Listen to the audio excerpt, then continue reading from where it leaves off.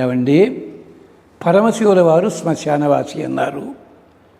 శ్మశానంలో ఉండే బూడిదనే ఒంటి నిండా పూసుకుంటాడని పురాణాల్లో చెప్తున్నారని అంటారు. అందుకే దక్షిణ కూడా వేళాకోళం చేసేమంటారు. కానీ స్వామి, మరి దేవాలయాల్లో విభూతి అన్నప్పుడు విభూతి వేరేలా తయారు చేస్తున్నారు. చుట్టుపక్కల శ్మశానం ఉంటే అక్కడున్న బూడిద పట్టుకొచ్చి చేయకూడదా? ఆరాధన చేయకూడదా? మరి ఎక్కడో ఉజ్జయిని ఇలాంటి చోట చేస్తారే, ఎందుకండి? అక్కడెందుకు చేస్తున్నారు, ఇక్కడెందుకు చేయనివ్వటం లేదు? అలాగే 4 పీఠములు ఉన్నాయి ప్రసిద్ధమైనవి అద్వైత సిద్ధాంతానికి సంబంధించి. ఒక పీఠంలో అదే చేస్తారట కదా. ఎలాగండి? ఏం తప్ప? ఎందుకు చేయకూడదండి? అనవసరంగా ఇంత ఖర్చు పెట్టి ఇన్ని కిలోలు వేలకు వేలు పట్టు హాయిగా.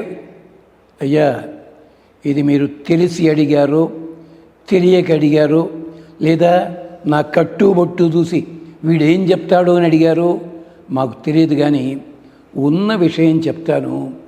భూతి ప్రియుడు అన్న మాట పరమశివుల వారికి ఉంది.